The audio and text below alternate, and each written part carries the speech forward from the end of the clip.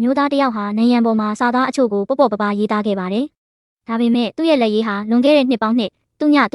ကဘရင်တစ်ပါးရဲ့လက်ရေးနဲ့ထပ်တူကြနေတာကြောင့်လုံခြုံရေးအဖွဲ့ကအရာရှိအများပြားသုံးပြီးအခင်းဖြစ်ပွားရာနေရာကိုပိတ်ဆို့လိုက်တဲ့အထိဖြစ်လာလိမ့်မယ်လို့သူမထင်ထားခဲ့ပါဘူး။ရှေးဟောင်းသူတေသနများရှင်အားလုံးအလွန်အမင်းတုန်လှုပ်သွားကြပါတယ်။တကယ်တော့ထိုမျိုးသားကိုယ်တိုင်ကလွန်ခဲ့တဲ့နှစ်ပေါင်းနှစ်သူည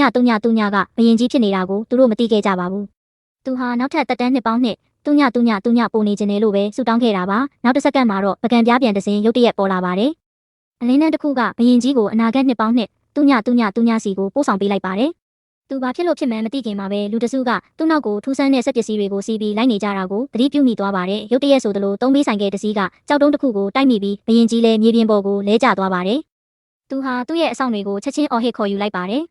ဒီမြင်ကွင်းကလုံခြုံရေးရာရှိတွေကိုရေမောစေခဲ့ပါတယ်အဲ့ဒီအချိန်မှာဘရင်ကြီးရဲ့စိတ်ထဲမှာမှတ်ဉာဏ်တစ်တွေပေါ်လာပါတယ်အဲ့ဒီတော့မှသူဟာနှစ်ပေါင်းနှစ်သူညအကြာကိုရောက်ရှိနေပြီးအိမ်တွင်းအောင်သမက်တယောက်ရဲ့ခန္ဓာကိုယ်ထဲကိုဝင်စားနေတာဖြစ်မှန်းသူသဘောပေါက်သွားပါတယ်သူဟာအလုတ်ပြုတ်ထားရုံသာမကရောက်ခမရဲ့အနှိမ်ခံရပြီးကွာရှင်းဖို့ပါအတင်းအာရမဖိအားပေးခံနေရတာပါဒါအပြင်သူ့မှာပြင်းထန်တဲ့ယောဂလည်းရှိနေပါတယ်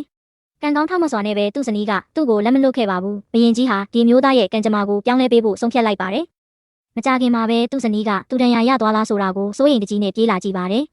သူမဟာငွေရှာဖို့အတွက်ဓာတ်ရိုက်ထုတ်လွှင့်မှုlive stream လုပ်နေတာနဲ့တိုက်ဆိုင်သွားပါတယ်။သူမကသူ့အတွက်နဲ့မိသားစုနဲ့အခြေအတင်စကားများခဲ့တာတွေကိုအမျိုးသားကတွေးမိသွားပါတယ်။ဒါကြောင့်သူဟာနံရံပေါ်မှာစာသားအချို့ရေးလိုက်ပါတယ်။ဒါကိုမြင်လိုက်ရတဲ့အခါအချမ်းသာဆုံးပုဂ္ဂိုလ်ကသူ့ကိုချက်ချင်းလိုက်ရှာပါတော့တယ်။ဘရင်ကြီးရဲ့မျိုးဆက်တွေကအဲ့ဒီလက်ရေးမှုကိုဒေါ်လာ2သိန်းပေးပြီးဝယ်ယူခဲ့ကြပါတယ်။ဘာကြောင့်လဲဆိုတော့အဲ့ဒီလက်ရေးဟာသူတို့ဘိုးဘေးခြံထားခဲ့တဲ့လက်ရေးနဲ့ထပ်တူကြနေလို့ပါ။ဒါပေမဲ့မြေဖြစ်သူကအဲ့ဒီလက်ရေးကိုတောင်းရလက်ဆောင် betrothal gift အဖြစ်သုံးချင်နေပါတယ်။သူဟာထိုမျိုးသားရဲ့ဇနီးကိုစိတ်ဝင်စားနေပြီးရောက်ခမရဲ့မွေးနေ့မှာလက်ထပ်ခွင့်တောင်းဖို့စီစဉ်ထားတာဖြစ်ပါတယ်။အစပိုင်းမှာအဖိုးဖြစ်သူကသဘောမတူချင်ပေမဲ့မြေးတယောက်တည်းရှိတာကြောင့်နောက်ဆုံးမှာတော့လက်ရေးမှုကိုကိုယ်တိုင်ယူဆောင်ပြီးတောင်းရမ်းဖို့လိုက်လာခဲ့ပါတယ်။အမျိုးသားကသူတို့ကိုမြင်လိုက်တာနဲ့သူ့ရဲ့မျိုးဆက်တွေဖြစ်မှန်းချက်ချင်းသိသွားပါတယ်။ဒါကိုကြားတဲ့အခါအဖိုးဖြစ်သူကအမျိုးသားကိုမောင်းထုတ်ချင်နေပါတယ်။